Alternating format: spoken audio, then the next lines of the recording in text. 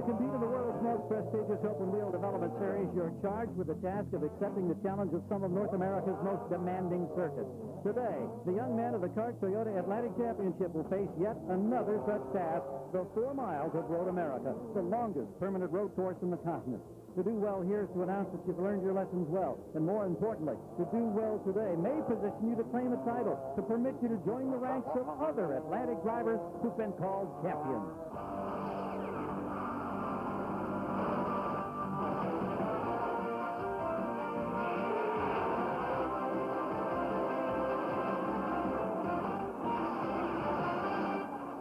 ESPN2 proudly presents coverage of the 2001 CART Toyota Atlantic Championship. Today, round 9 from Elkhart Lake, Wisconsin. Now, with only 4 events left in the 2001 Toyota Atlantic Championship, it's coming down to a battle between a pair of young lions. Brazilian Hoover Orsi holds a significant but not impossible lead over Canadian David Rutledge. Between them, they hold the victory for 7 of the 8 races to date.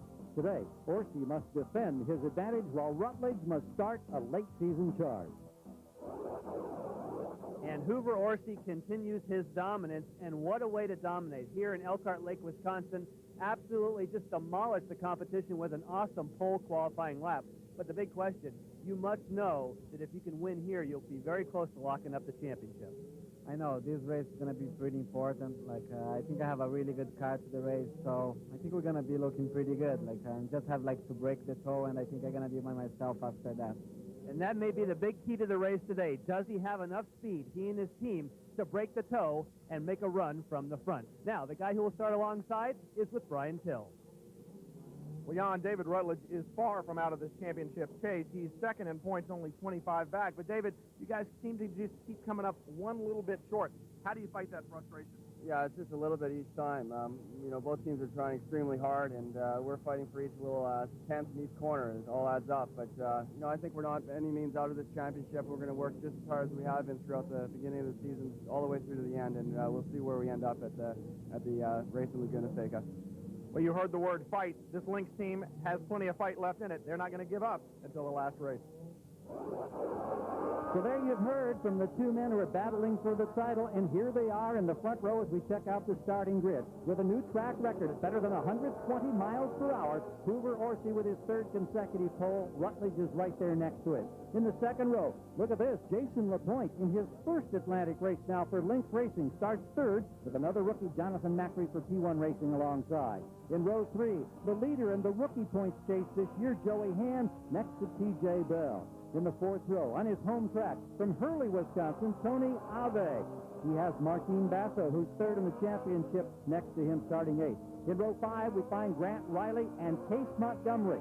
The 6th row, Rocky Moran Jr. and Rodolfo Levine.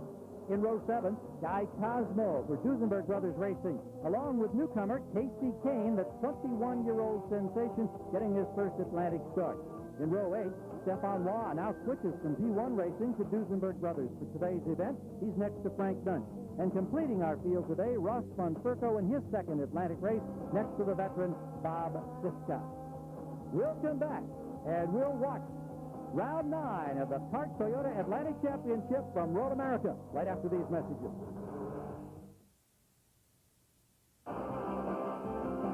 Coverage of the 2001 CART Toyota Atlantic Championship is being brought to you by Toyota, who invite you to visit the Toyota Atlantic Championship website at www.toyotaatlantic.com.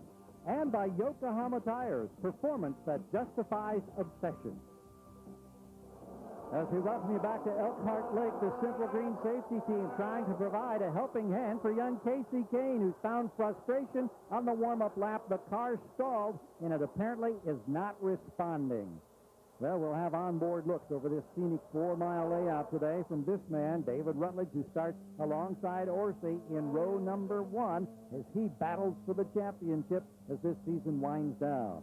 We'll also be riding occasionally with a man who calls this his home track. Here's Tony Ave, who probably has more laps than anybody, or maybe the entire field combined, at Road America in a variety of different types of race cars. He will be starting in the 4th row from the 7th position.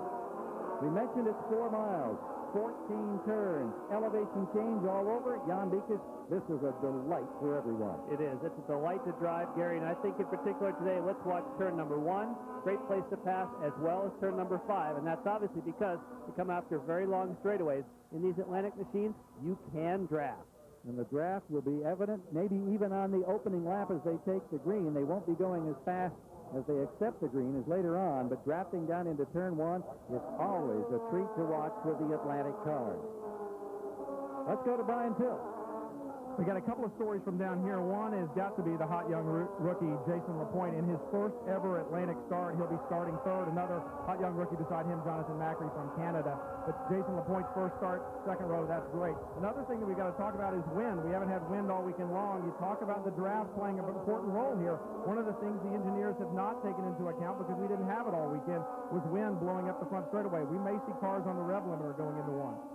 Interesting point. Earlier today, heavy showers hit this racing area, and if you get off course, there are many places where it is extremely wet, and you can see with the cloud buildup, there certainly might still be the lingering chance of a shower, although right now, that sunshine sure looks good to this field. Round 9 of the championship chase about to begin. They come through the final corner, beautifully aligned as they start to climb the hill. 110-foot elevation change right here. As they come under this bridge, they'll be looking to their left for the green flag. Starter J.D. Wilbur is in the flag stand. He waits as they crest the hill. They come into his sight, and you'll see if we go green.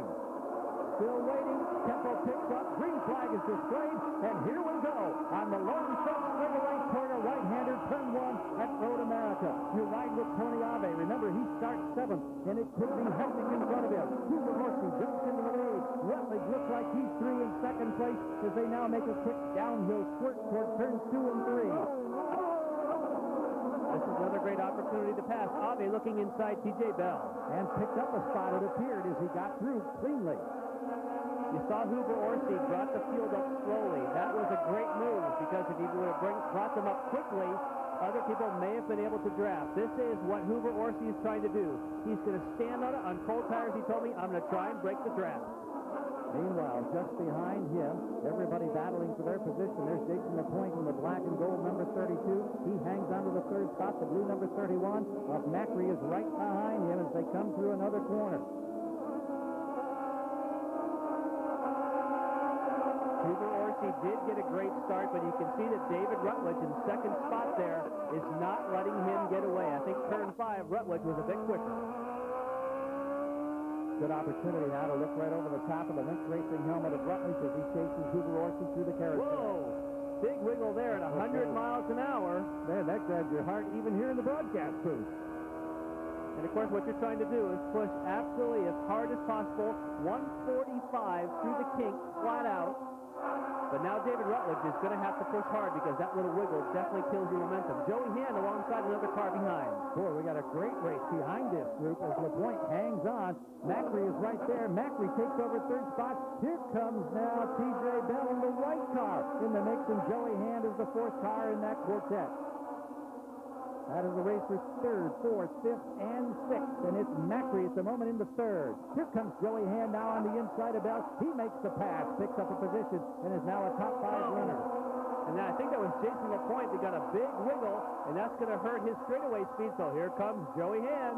And now the draft comes into play. Keep an eye on Bell in the white car. He'll try to utilize the draft. Hand may too. Hand ducks out on the inside. 2 lines headed down the long straight. The turn approaches and Hand leads them through. He's gained to the 4th spot. Macri is 3rd. See the car slipping and sliding. T.J. Bell now also trying for that spot. Jason LaPointe, number 32, his first Atlantic drive. And we'll have more Atlantic Championship action from Wisconsin in a moment.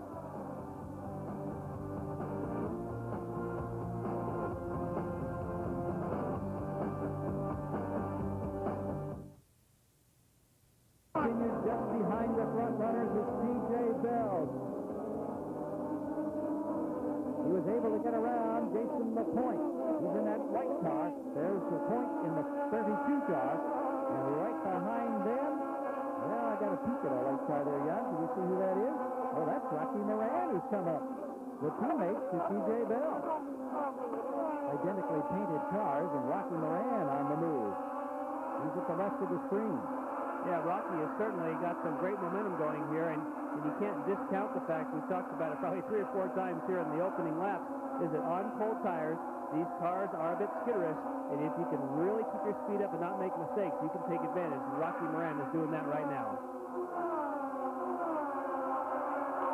Through the flat, known as the kettle bottoms, after they come through that kink headed towards Canada Corner.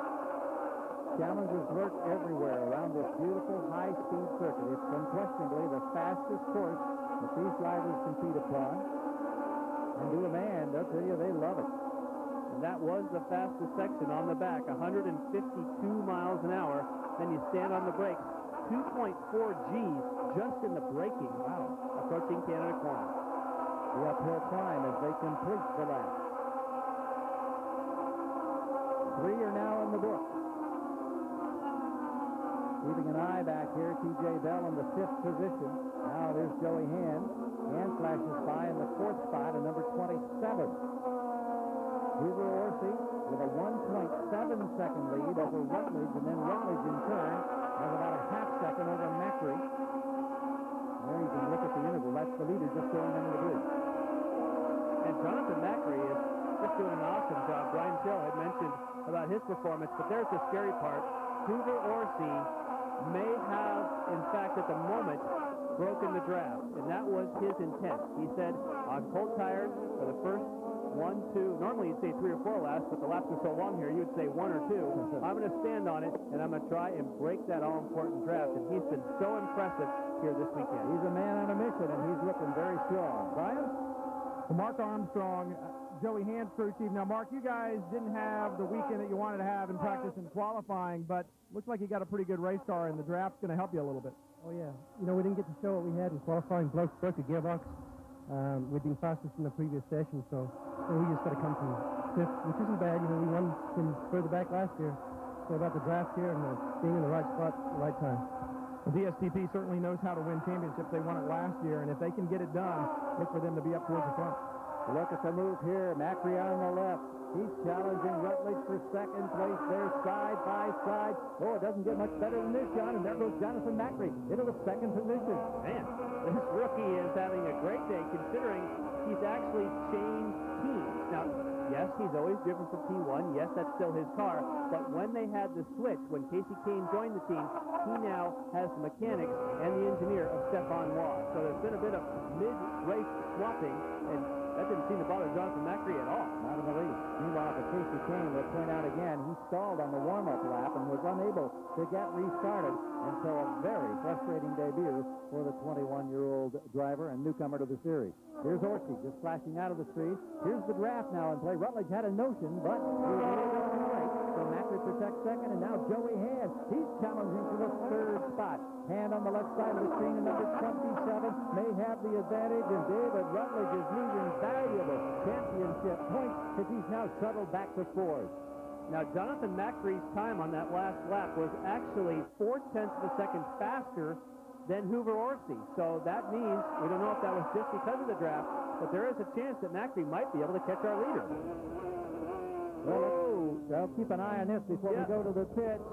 Rutledge got down a pretty good look, but he couldn't pull off the pass. Brian, you are in the Macri camp? Absolutely, and, you know, Alex Roberts is the crew chief, the new crew chief for Jonathan Macri, I should say. You guys have to be impressed with him. And the question is, he's gotten past Rutledge, can he hunt down Orsi? We're going to try, but he's got a pretty good car right now, and as long as he stay there until the end, we'll be fine. Going to second step on the podium would be fine. Be good for P1 racing. They'll be happy with second, but I think they got their fingers crossed. They want to get to the front. Hoover Orsi with a 2-second lead. You see him as he comes through the carousel, now into the kink, that high camera look. That's spectacular. Road America, Elkhart Lake, Wisconsin. And for the moment, the weather is absolutely ideal. Big puffy clouds, some blue sky, in a drying race course. Hoover Orsi is loving the moment.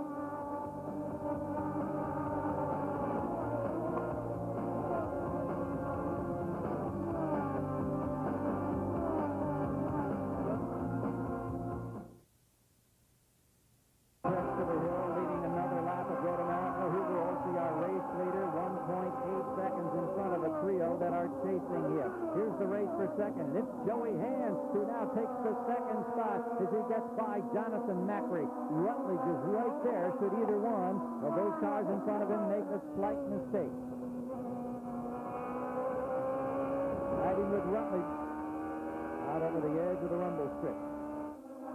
Well, the recent momentum of this man in the silver number 9, Hoover Orsi, and the Hilton Motorsports team has become the talk of the Atlantic season.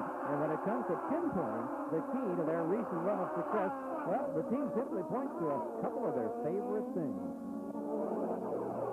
Takes a lot of different pieces of a puzzle to battle for an Atlantic championship. Takes the right car, the right driver, the right crew combination. It also takes the right power plant. And here at Hilton Motorsports, they think they've got that combination in an engine that they call Sweet 16. It's a power plant that they've won most of their races with. It's been very strong on ovals, and that's the kind of engine that you need here at Road America, something that runs strong and has a lot of torque up top. As a matter of fact, they've been very quick in some of the straight line sections of the racetrack, down into turn 5, about 151 miles an hour on a pretty consistent basis.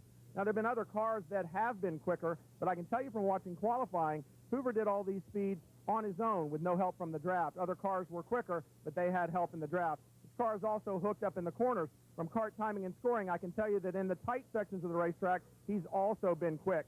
What all does it take to battle for an Atlantic championship? It takes all those ingredients and even more. As you can see by looking at the car, there are a lot of things that they won't even allow us to show you. Things in the back of the car covered up here, and this side of the car that I'm sitting on right now, well, they won't even let us show you that on camera. So you got to have all the pieces of the puzzle just right, and when you do, you can run up front in the Toyota Atlantic Championship.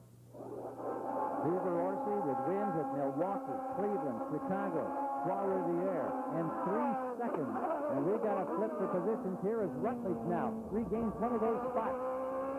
He made a late braking maneuver down into turn number 5, so Jonathan Macri has lost 2 spots. Not because he's done anything wrong, but both of those spots were because of the draft.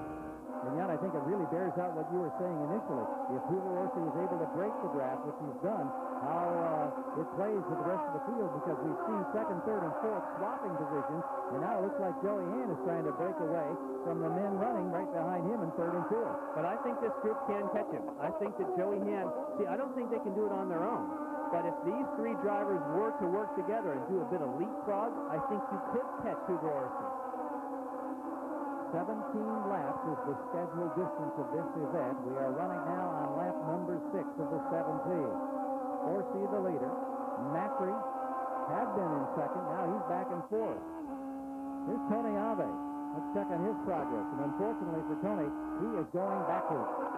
13th position. And right in front of him, there are a number of cars, so he may have a chance to gain some ground here. Well, this should be, and you can't ask for a better draft than this. Start at 94 miles an hour at the bottom of the hill, go all the way to 150 at the end.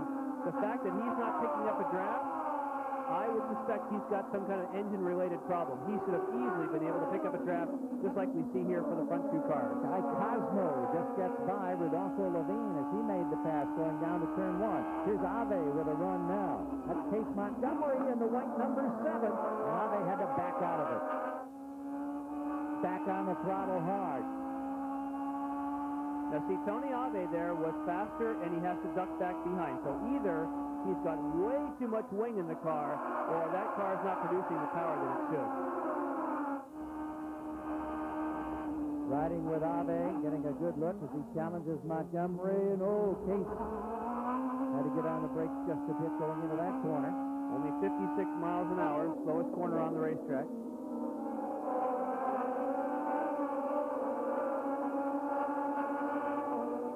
Let's move back up. Keep an eye on Macri and see. He appears to be losing a little bit of ground to Rutledge. Rutledge in third, Macri in fourth. And now the top 4 is separated a bit. Yeah, but you can see that Joey Hand is closing in on our leader. Joey Hand was really high in his praise this weekend for Buddy Rice. We mentioned the fact that this team, the DLCP team, won here last year with Buddy Rice and went on to win a championship. And Joey Hand, a rookie in his first drive at Elkhart, said that Buddy Rice has been a huge help getting him comfortable with this layout. And it's reflected in his performance as he runs second, chasing Hoover Orsi. You're watching Toyota Atlantic Championship Racing action in the 9th round of the 2001 season from Road America.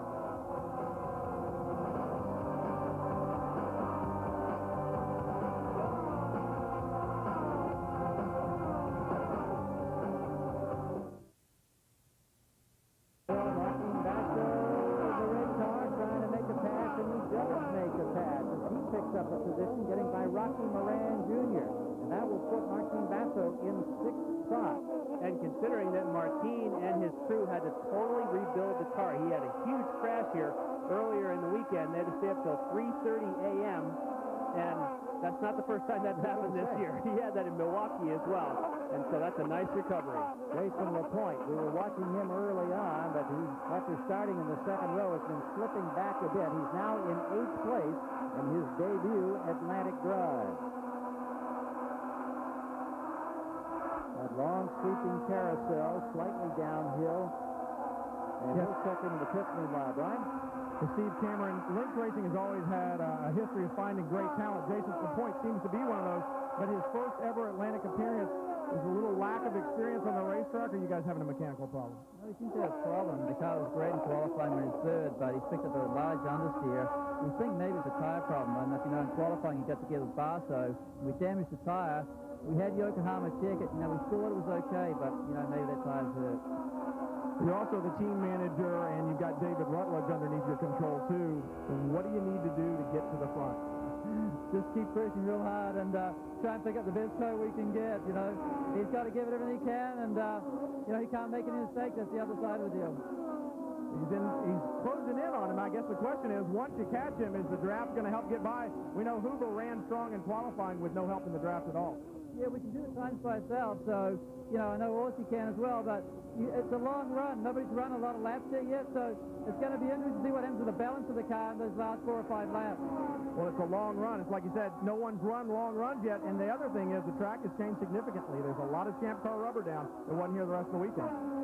Now, he talked a bit about tires as we watched this battle with Rutledge and Macri, and you may wonder, well, if there was a question about a tire, why not replace it? Well, the rules in the Atlantic competition are you must start the race on the tires that you qualify. Now, if something is damaged and is determined by Yokohama to be so, of course they would replace it, but that is why that would be brought into question. Hoover Orsi is the race leader, but Joey Hand is steadily whittling into that advantage. Here's Rutledge still in third. As you ride with him, you see the two leaders just up in front of him, so things are starting to tighten up as we approach the midpoint of this race. We were talking about Jason LaPointe on this team, and I was laughing down at his comment. He said, like, driving an Atlantic car is like F2000 in fast forward. Yeah. He drove F2000 here, set a track record, and he finished second in the race, so he knows his story. Well, here comes Macri. Got a nice run on Rutledge. You can see how wet it is just off course after the earlier rain. And there goes Jonathan Macri cool. back into third. Again, he's a rookie, but he certainly knows how to do that textbook pass. Jonathan Macri started this day 6th place in the points chase, only 3 points out of 5th, occupied by Hand. So at the moment, Hand is in 2nd place. Macri is now in 3rd. Up the hill on the front straightaway. See, not only did he pass Gary, but he was able to carry more speed in the final corner. It doesn't do you any good to pass in Canada Corner and then be slow coming onto the main straightaway. You'll just get repassed. But Jonathan Macri did a beautiful job. Whoa, look out! You can see that coming. Wow! And there goes the front wing. Oh, Rutledge will try to limp it around to the pits, and other cars will go streaming by. Well, you were riding right on board when he got a little bit too wide, and boy, you get off into that gravel. He's very fortunate he was able to actually get through it. That was a major bucking Bronco ride right there. You could see that coming. At least I could. Old driving instructor here just jumped on that. Started to get in there, started to get a bit wide. You saw it on board. This was from outside. Once you get out there in the gray, and you could see, oh my, it would have not been, what, 3 or 4 feet wider, and it would have been not much car left could in have that been disastrous because of that concrete wall, and he did an amazing job of keeping it away from that wall. And in fact, he's still doing a pretty impressive job driving this damaged vehicle home. Yeah, but he's got to be cautious, because if that wing right now, if it gets underneath that right front tire, if they have some contact there between the two, that will cut the tire. Well, and for the Lynx team, you're wondering, are they saying, is the championship all but gone? Remember, he was 25 points behind Orsi when the weekend started. Orsi won the pole for an extra point. 26 points down. David Rutledge in 2nd place, desperately needing a win. And here he is limping home with a damaged car and in danger of not scoring points today, while Orsi is out in front once again. There you can see how it's blowing up. It's actually the right end plate, and it's not dragging. Nothing is dragging. It's sustaining pretty good speed here. Well, the good news is it's the upper plane, not the main plane, as they call it. But I have a feeling he's going to have to hit pit road. That car is pretty bad. Well, he'll be ducking in here momentarily. Peggy Haas and the team watching here. Brian Till is circling there, waiting to see what's going to happen on pit road. Well, look at this. He didn't go to the pit. Well, I had a feeling he did not, because the crew was pretty relaxed. So he obviously thinks that it's going to take longer to change the nose than to just soldier on. Again, he turns in and misses. No, it's just a little teeny bit wide. It's just a case of carrying too much speed. And that, I tell you folks, is one rough ride. Well, Rutledge made it around, and as he completed the lap, he had slipped back to 6th place. So he lost, what, 3 positions on that situation right there? That's what I'm talking about. It's not the main plane that's damaged. If that had been, now I still have a concern about that making contact with the front tire and cutting it. Boy, and Joey Hand is now down to within about 4 car lengths of Hugo Orsi. Last time they crossed the line, it was 0.6 of a second separating the two. We'll keep an eye on them and come back and see if Hand can mount the challenge as he looks for his first Atlantic win and to stop the Orsi Express.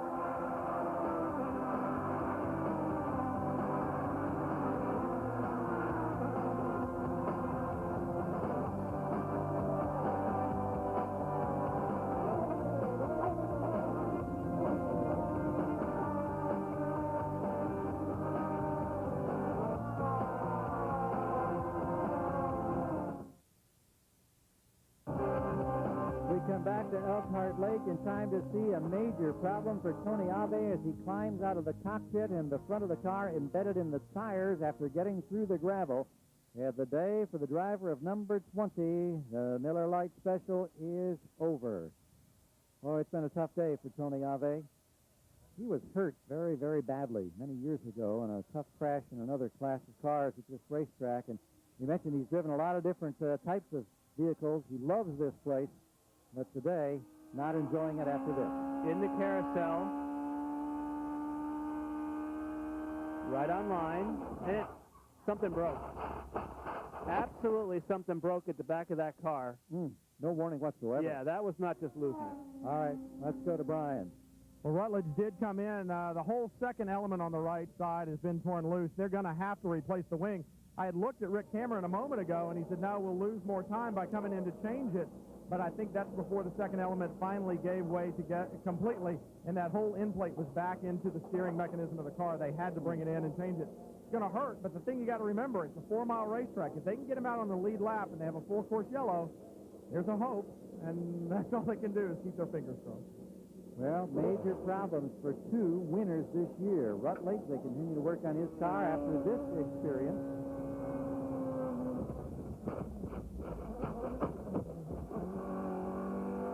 So fortunate that the only thing that visibly was damaged was the front wing. So they've got him back out, and they do keep him, I believe, on the lead lap. Tony Ave, after something appeared to break in the back of the car, snapped around and rode through the gravel over into the tire barrier, ending his day. Only 3 men have won this year in Atlantic competition, Orsi, Rutledge, and Ave. And Rutledge and Ave have had major problems, Brian. Lynx Racing has a long history in the Atlantic Series. As a matter of fact, they have 2 championships to their credit. And at the beginning of the season, after Long Beach and Montreal, it looked like David Rutledge was the anointed one, that he was well on his way to a championship. But Steve Cameron, you guys have stumbled a little bit. What is it that you need to do to get back on track? Well, we certainly haven't given up. I mean, it's 4 more races, and I think that we can still do the championship here. You know, we've made some mistakes, I think. We didn't focus enough on the ovals, and, you know, if we didn't do well, then Orsi did great. So we need to focus a little bit more on our high-speed performance. Testing-wise, we probably focus too much on street courses, but, you know, that might pan out because at the end of the year, there's 2 more street courses. Obviously, looking towards next year, when we start testing, we'll focus a lot more on the high-speed tracks and on the ovals, and that'll make us stronger all round again. Well, here at Lynx, they certainly haven't given up on the championship for this season, but you heard in testing for next year, they not only want this one, but they want to battle for the championship in the future as well. It's only 3 more races in this season, and of course, that's not an insurmountable deficit for him to climb out of against Orsi. But Orsi right now still controlling this race about 1 1/10 seconds over Joey Hand. But look here, Jonathan Macri in the blue car on the right side got a great run, and he's got second place as a result. Joey Hand, it looked like he had been inching his way up, and we saw at one point he got to within about 4 car lengths of the leading Orsi. But now it's Macri into second. But the fastest man last time around was, in fact, Jonathan Macri, about 3/10 faster than Orsi and about a half second faster than Joey Hand. So maybe he was saving his tires a little bit for the end of the run. Jonathan Macri now has Kenny Wilden, a former Atlantic driver and a race winner, serving as a driving coach. And maybe the tips that Kenny Wilden is providing are helping out Macri, who is looking at his best finish of the year, his previous best. 4th place at Nazareth. He was 5th at Trois-Rivières, and he's been 6th at Chicago. So he's made steady improvement here in recent weeks in his rookie season.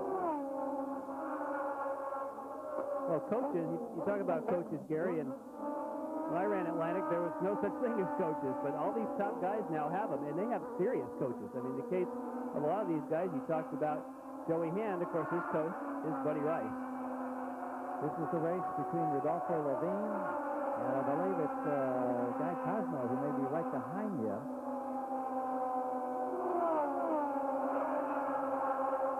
Two of the Duesenberg brother cars are racing now, and Guy Cosmo in his 3rd drive of the year and the 2nd for this team. Number 33 putting some pressure on number 11. That's Rodolfo Levine. And the team did not even know until they arrived that they were running 2 cars. They, in fact, didn't know until they saw their driver in the airport who had his helmet bag and said, guy said, yeah, I'm running with you guys this weekend. So they don't have all the crew members they would have hoped, but they're actually having a pretty good day. Well, this may be a great spot to keep an eye on this pair if we wonder if the draft would come into play, but it looked like Levine was starting to pull away coming up the hill. And keeping an eye as well, of course, on our leader.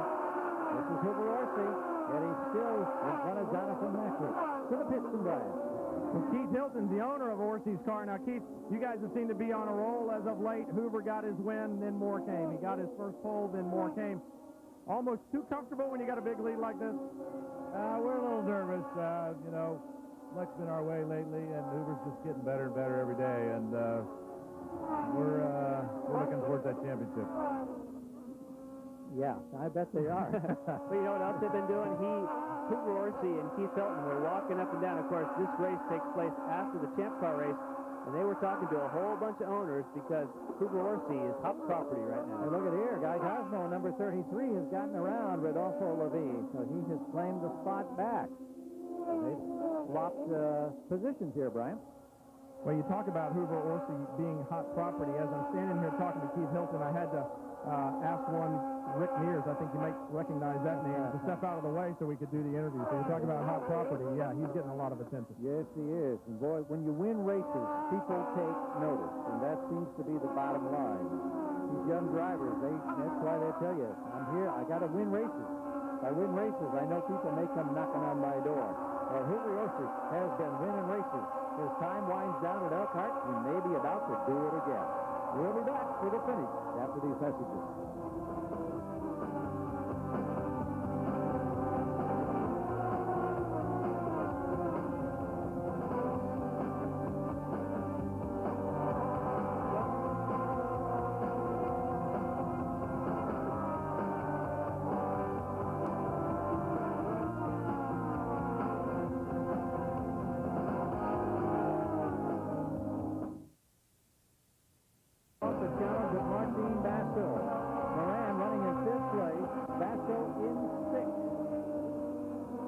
Rocky did have a bit of a wiggle here, so sometimes when you see a wiggle coming off the corner, you just hope that you can get a little bit of the help. I think that Martin Basso is going to want to be a little bit closer. He'll put the car to the inside to fake like he's going to move, but he wants to get maybe another car length or so before you try that one. Nice job today by Rocky Moran Jr. He started back in the 6th row in the 11th place, and as we mentioned again, he's now running in 5th with Basso right behind him, a couple of lengths back.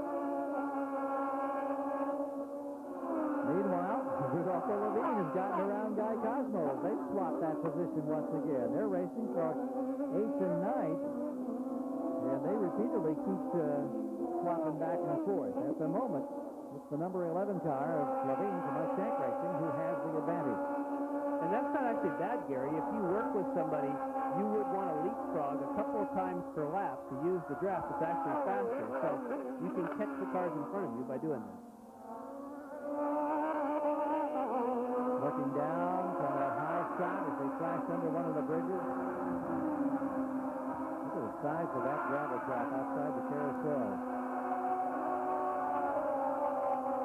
And Levine looks like he's hanging on pretty good right now. No run for the moment from Guy Cosmo as they come flying through the kinks.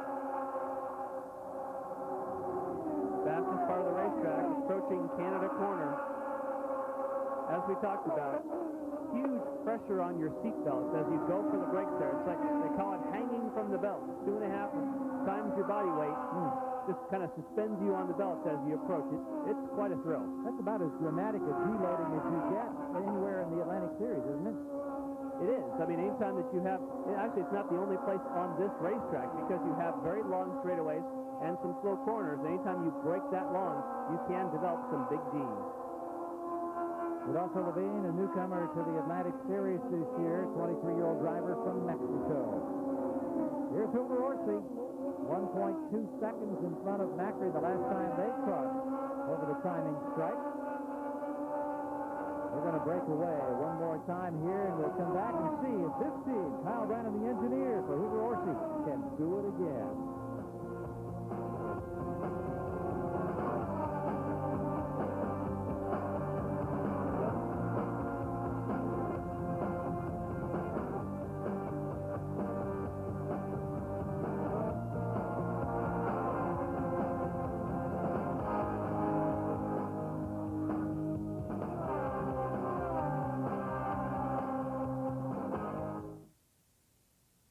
Winding down, a couple of laps remaining here in round 9 of the Clark Toyota Atlantic Championship Chase at beautiful Road America at Elkhart Lake, Wisconsin. Here are the two men dominating the event at the moment, and Jonathan Macri appears to be closing some ground on Hoover Orsi. And I think Jonathan Macri does not need to get much closer to all of a sudden just get the sniff of the draft. He just needs a little bit more, and this corner here leading onto the front straightaway is all important. You can see the car working. Right now, he's just kind of ducking his head saying, come on, give me a bit of a tow. They climb 160 feet after they've gone through turn 12 to this point. You see the white flag. It's a 110-foot climb to the brow of that hill just up out of the final turn, and Orsi hanging on, and there's just one lap, 4 miles, and it's dwindling by the moment now as Orsi tries to go for another victory. Macri, looking at his season best finish, is second. Now, Rocky Moran Jr., he's in that red, white, and blue striped car, still got Martin Basso. Here comes Basso now with a look. He can't do it as they head into turn 1. That's Bob Siska in car 18, who's right in front of them, who could come into play here. Let's see what happens. That should help Rocky Moran because he might get a little bit of a draft down this straightaway and should be able to clear Bob before they get to turn 5. We're on the final lap at Elkhart Lake. Hoover Orsi and the Hilton Motorsports team. What a tear they have been on of late. Just racking up victory after victory. Last year, they were 7th in points. They had 3 podium visits, 3rd place finishes. Places like Miami, Milwaukee, and Cleveland. But the former South American Formula 3 champion in 1999 and the former Brazilian karting champion is now taking total control of the Toyota Atlantic Championship season. 4 wins this season and getting ever closer to number 5. We'll see if Macri can muster any kind of a challenge as they flash by through the Kettle Bottoms of final time. Coming up toward Canada Corner. There's Keith Hilton. You saw Rick Mears on the left. When the smile crosses the face of Hilton, guys, I'm a little camera shy. I'm a little nervous, but but I'm savoring the fact that my driver is about to put a stranglehold on this championship chase. And it makes you wonder whether Hugo Orsi was just holding back. This is back in the pack. Here's Martin Basso, who got by and gained a position from Rocky Moran Jr. The checkered flag in sight, and there it is. Orsi has done it again, his 5th win of the season. Macri ends up 1.3 seconds behind him. Congratulations in the Hilton camp. Let's see if Basso can hang on now. Hand has finished 3rd. Here comes the race over the top of the hill, and Martin Basso getting a nice pass there at the last moment, picks up a position, and he will end up behind T.J. Bell in 5th place.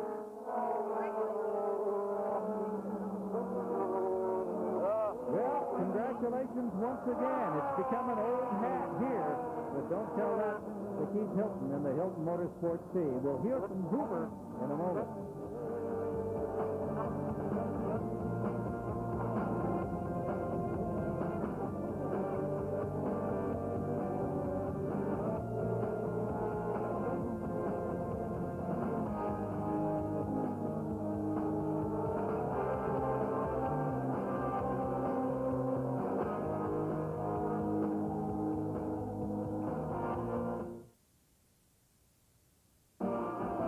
Coverage of the 2001 Toyota Atlantic Championship is being brought to you by Toyota.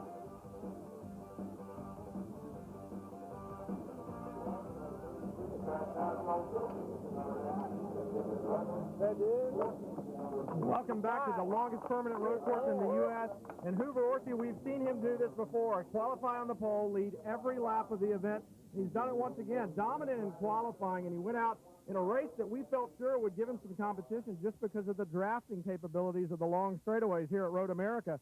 But really never headed. Macri close to him in the end, but never close enough to get a draft. And Hoover, the car must have been absolutely fantastic all weekend long. What a show you put on. Thank you very much. My team is great. They gave me an awesome car all this weekend.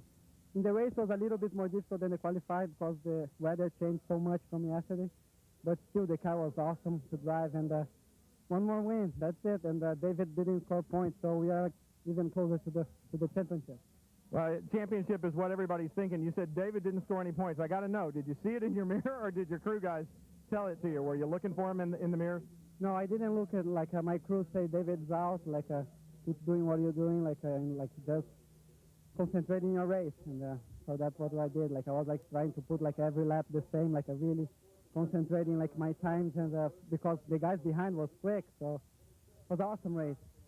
Well, you talked about the professional job that he was doing earlier. I mean, you can't say any more for this young guy. What a talented driver. What a year he's enjoying. 5 wins and 3 seconds now in 9 events. D.D. Rogers coming over to add her congratulations from one of the rival teams as we check out the final results of this one today. Rocky Moran Jr., who started down there deep in the pack, ended up in 6th position. As mentioned already, David Rutledge ends up out of the points. He just missed a championship point after that off-course excursion forced him to the pits. Didn't have the beneficiary, couldn't be the beneficiary of a yellow, and he ends up in 13th place. Brian? Well, Jonathan Macri, one of those talented young rookies we talked about. And Jonathan, I know you've been trying to get the monkey off your back. You've been really close before, but congratulations. What a great drive. Yeah, excellent. Thanks a lot. I just want to start out thanks to the team, P1 Racing. The NTN Swift car was just absolutely fabulous today, We got a really good start, moved into second, kind of dropped back to fourth, just kind of, you gathered my cool and was able to come through that pack, Well, I noticed there's a guy in your camp that I haven't seen this weekend, Kenny Wilden, and he knows a thing or two about winning races. He helped a little bit? Yeah, definitely. Not being here, he gave me an excellent jump start on, just learning the track, and he's coaching me on the radio all through the race, keep encouraging me to keep going for it, never give up, and it worked. Well, the rookies today, and certainly this has an impact on the rookie point standings overall. Macri and Hand were separated by just 3 points coming in today, and Hand finishes 1 position behind Jonathan Macri. And the 3rd highest rookie finisher today was Jason LaPointe in his debut in Atlantic competition. Ends up 7th. Rodolfo Levine in the 8th spot. Ross Bonfurco ended up in the top 10 position. Didn't hear much about him today, but he was the 5th best finishing rookie. One more time, back down to a very busy Victory Lane area. Well, Gary, I'm here with probably one of the most disappointed drivers in the race, David Rutledge. I talked to Steve Cameron earlier, and he said all we can do just try as hard as we can go, and we told David to go. And obviously you were trying. Yeah, I was trying really hard. I made all the adjustments I could in the cockpit, but we made some changes that we wanted to try in the warm-up, and you know, we didn't have a chance to in the rain, so we went out there with a little bit of a gamble, and my car turned out to be really loose in the high speed, and I just tried to push a little bit too hard, lost the rear end, and went for quite a ride through turn one. But you know, the team once again did a good job on changing the nose and got me back out there, but I did some permanent damage to the car, and we were just riding the rest of the way through the race. But yeah, really disappointed with the result, but you know, we gave it our best shot, and that's all we could do. And you know, we look forward to going home to Vancouver next race. Well, I'm sure he is looking forward to the street circuits. That's where they've shown all year long, and don't count them out yet, guys. It's not over. Well, you got 3 races yet to go in this series, and certainly Rutledge could still be a challenger, but right now, clearly, all the momentum on the side of today's winner, Hoover Horsey. Next up, as David mentioned, he returns to his hometown, Vancouver, British Columbia, as the 2001 CART Toyota Atlantic Championship presents round number 10. You'll see it Sunday, September 9th at 10 a.m.